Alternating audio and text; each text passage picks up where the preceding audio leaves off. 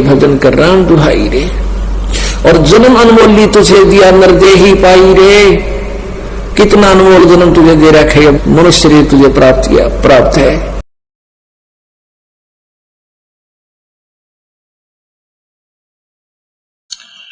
तो अब ये सूक्ष्म वेद है, इसको समझना बड़ा कठिन है। इस दास पर दया करी उस परम पिता कबीर भगवान ने इस दास की बुद्धि खोली, इस मालिक के गूढ़ रहस्यों को समझने और आपको समझाने के लिए। न्योली न्योल, नेवले को कहते न्योल देसी भाषा में, अरवाणी भाषा। न्योल नाद सुभान गति, ये लड़े भुवंग हमेशे। जड़ी जान जगदीश है, व्यसनी व्यापै शेष। अब देखो एक पंक्ति है दाता के ज्ञान की, और इसमें कितना गूढ़ रहस्य छुपाया है कि जिस भगत के पास ये यथार्थ मंत्र सतभक्ति सतनाम जिसके पास उपलब्ध है, वो एक ऐसा सुरक्षित हो गया जैसे एक नेवला होता है। नेवला आपने समझते हो नेवला। उस नेवले की कितनी लंबाई होती है, ज्यादा से ज्यादा वो 8-9 इंच लंबा होता समेत पूछड़ के दूम समेत, और चूहे से थोड़ा सा बड़ा होता है। और वो सर्प के साथ लड़ता है। सर्प लगभग 10-10 फुट 12-12 फुट लंबा हो जाता है और उससे कई गुना ताकतवर होता है। अब वो उससे कैसे लड़ता है? वो ऐसे स्थान पर उस सर्प को छेड़ता है जहां पर किसी झाड़ी में, बोझड़े में एक जड़ी होती है, नाग दमन जड़ी नाम है उसका, नाग दमन, और उसमें से महक निकलती है। वो नेवला क्या करता है, वहां उस जड़ी को सूंघ कर आता है, श्वास रोक लेता है और उधर से सर्प को छेड़ जाता है। सर्प उसके लिए ऐसे तैयार होता है डंक फन उठा करके। अब नेवला उसके निकट आकर के वो जड़ी जो सूंघ कराया था वो श्वास छोड़ देता है। उस जड़ी के सामने सर्प को चक्कर आने शुरू हो जाते हैं उसकी नाकों में जाते ही, और वो अपनी जान बचा के भागने की सोचता है। फिर नेवला उसकी मुंडी पर बैठ जाता फन के ऊपर, और साथ में वो श्वास भी छोड़ता रहता है, और फिर उसको पकड़ के मार देता है। अब नेवले के पास वो जड़ी है तो वो उसको काबू कर पाया इतने लंबे अजगर को। इसी प्रकार ये काल जो है एक सर्प है और जीव एक नेवले जैसा वो छोटा प्राणी है। इसकी ताकत के सामने जिसके पास ये सतनाम रूपी जड़ी है नाग दमन, वो फिर इस काल पर विजय पालेगा। क्या बताया है? न्योल नाद सुभान गति, वो लड़े भुवंग हमेशे। जड़ी जान जगदीश है, व्यसना व्यापै शेष। कि सतनाम जो नाद है, सतनाम का जो मंत्र है, ये भगवान की शक्ति, जगदीश की शक्ति है। इसकी जिसके पास इसका ये जड़ी है उसके ऊपर काल रूपी अजगर का कोई प्रभाव नहीं पड़ेगा। किस पे? हंस गवन करते नहीं, मान सरोवर छाड़े। और कौवे उड़ उड़ जाते हैं, ये खाते मांसाहारे। हंस दशा तो साधु है, ये सरोवर है सत्संग। मुक्ता हलबाणी चुगे फिर चढ़त नवेला रंग। दरस परस नहीं अंतरा, रोमी वस्त्र बीच। पारस लोहा एक डिग वही पलटे नहीं अभीच।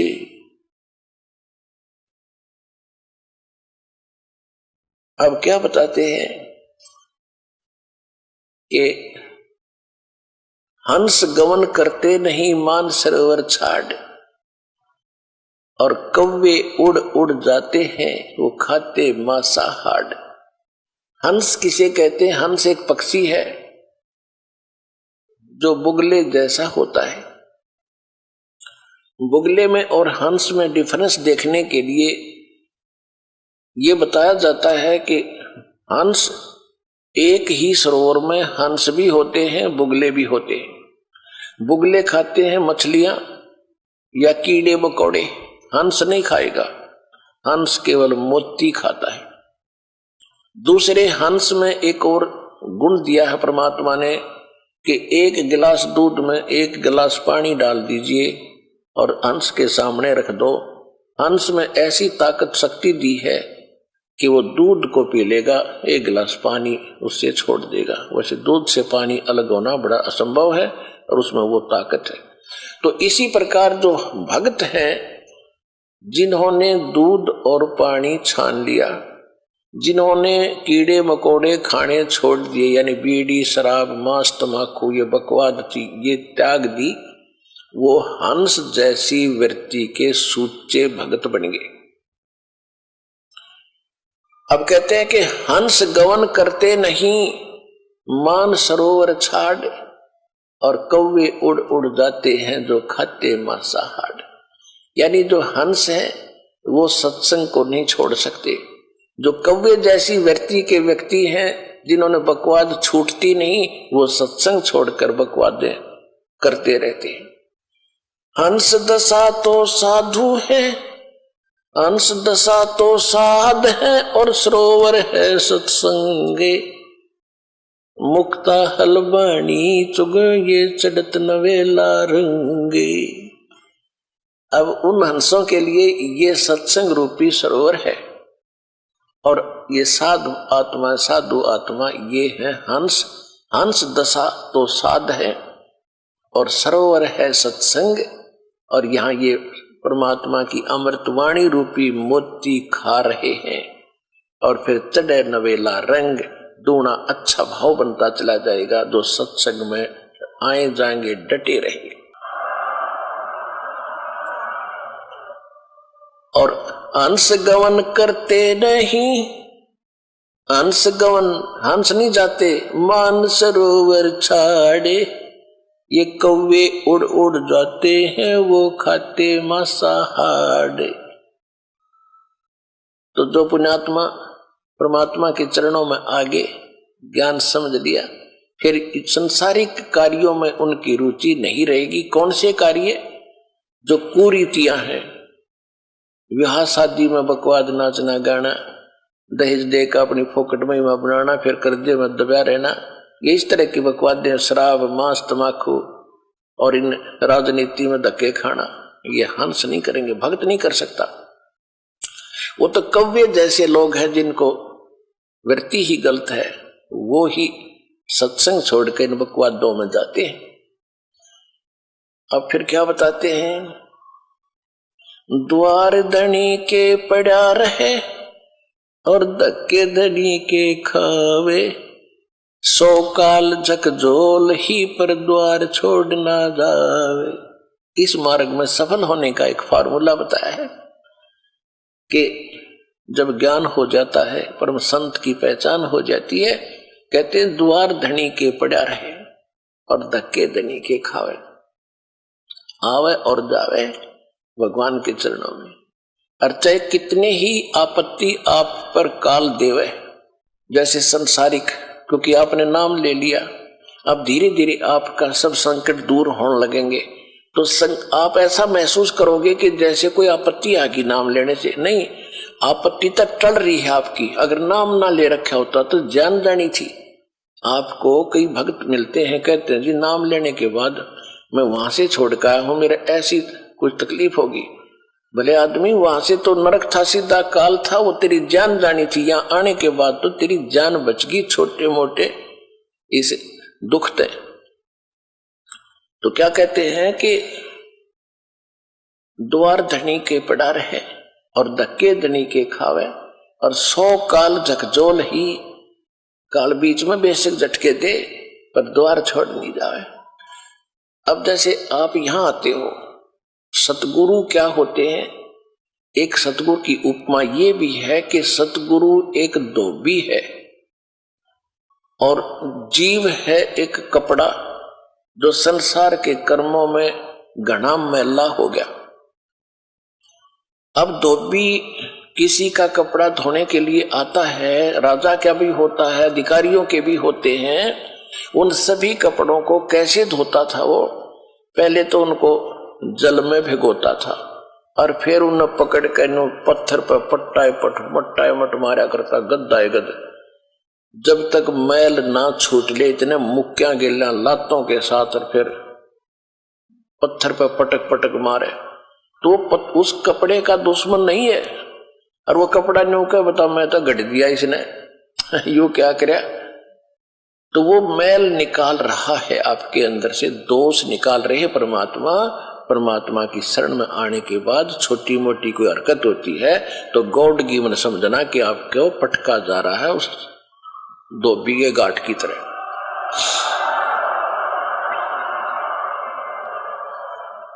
दर्श परस नहीं अंतरा ये रोमी वस्त्र बीचे, पारस लोहा एक डिग ये पलटे नहीं अभीचे। अब देखो फिर एक और बात बताई है, कितना गहरा ज्ञान है पुण्यात्माओं। जब आपको सूक्ष्म वेद का ज्ञान होगा, आप दांतों तले उंगली दबाया करोगे कि आज तक हमने गीता भी पढ़ी। गीता हम इसलिए पढ़ाते हैं कि आप ये समझ सके कि जो ज्ञान पवित्र गीता जी देते हैं, जो पवित्र वेद बताते हैं, पवित्र पुराण बताते हैं, पवित्र ग्रंथ बताते हैं, वही ज्ञान परमात्मा ने 600 वर्ष पहले लिखवा रखा था। और उनको अशिक्षित कहते थे, वो तो वेद शास्त्र जानते भी नहीं थे। तो इससे सिद्ध होगा कि वो परमात्मा थे जो सब सदग्रंथों के परिचित भी थे, और उनसे भी हटकर जो उनमें ज्ञान नहीं वो भी बता दिया। तो भगवान बिना ये ज्ञान बताया नहीं जा सकता। तो परमात्मा को पहचानने का एक ये भी फार्मूला है, एक पॉइंट है। तो क्या बता रहे हैं? दर्श परस नहीं अंतरा ये रोमी वस्त्र बीचे, लोहा पारस लोहा एक डिग वही पलटे नहीं अबीच। एक पंक्ति में कितना गहराई वर्दी, कितने गुड रहस्य है। क्या बताते हैं कि आप यहाँ सत्संग में आते हैं और जिनके इन वचनों का असर नहीं हुआ तो वो कैसे हैं? कोट वर्ष करो संगत संतों की, कोट वर्ष करो संगत संत की, पत्थर का जल में क्या भीजे, एक चंदन बन में रंग ला दे, पर बांस बिटम भी ना सींचे।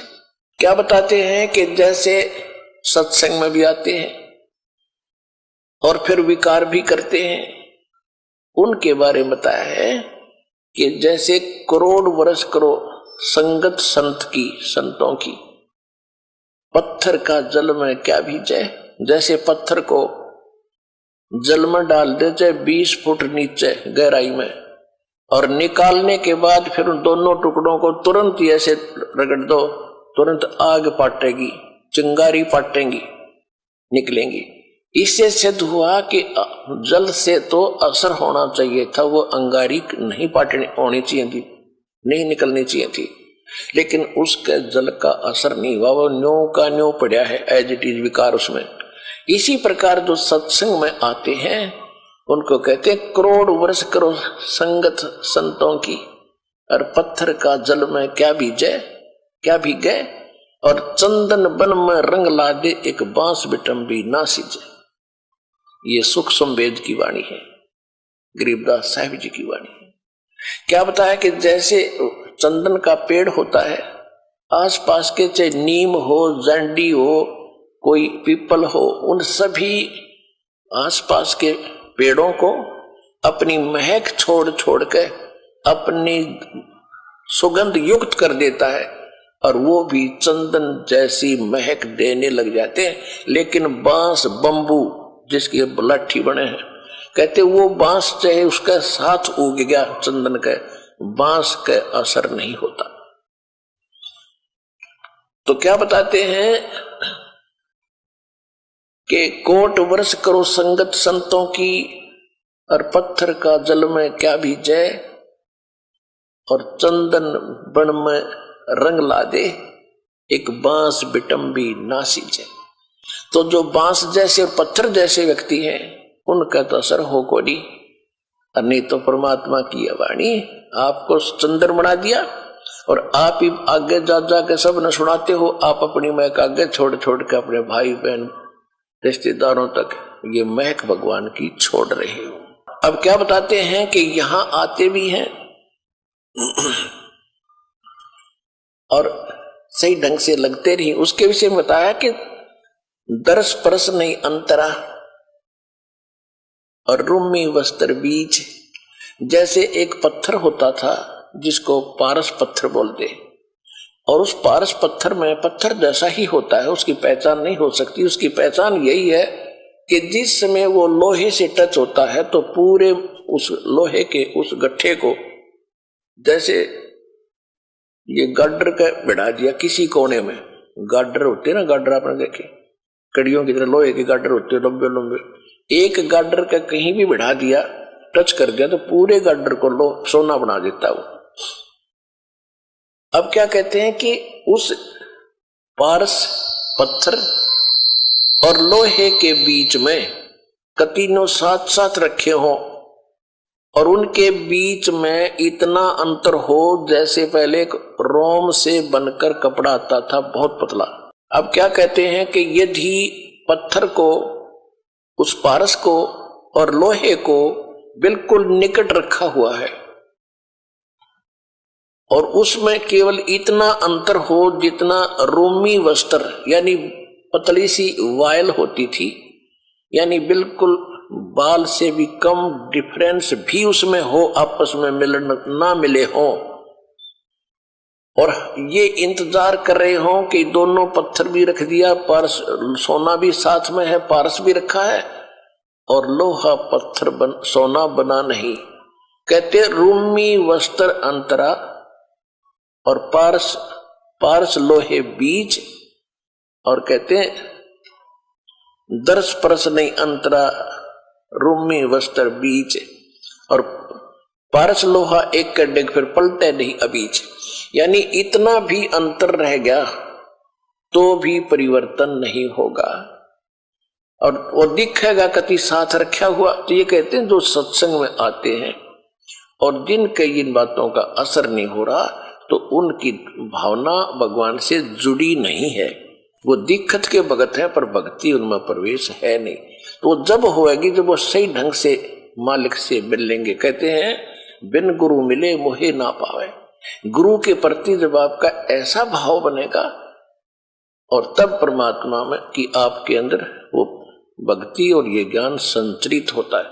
तो यहाँ बताते हैं कि यहाँ जैसे सत्संग में भी आते हैं और विकार नहीं छोड़ रहे हैं, उनके विषय में कहा है कि कोट वर्ष करे संगत संतों की, पत्थर का जल में के बीच है, एक चंदन बन में रंग ला दे पर बांस बिटम्बी ना सींचे। तो आप चंदन हो, आप ये दास चंदन है और आप परमात्मा के पेड़ हो, वो पौधे हो जिनका असर हो गया, और बांस रूपी जो व्यक्ति हैं उनका असर नहीं होता, वो तो काल के जाल में रहेंगे, मरण दे।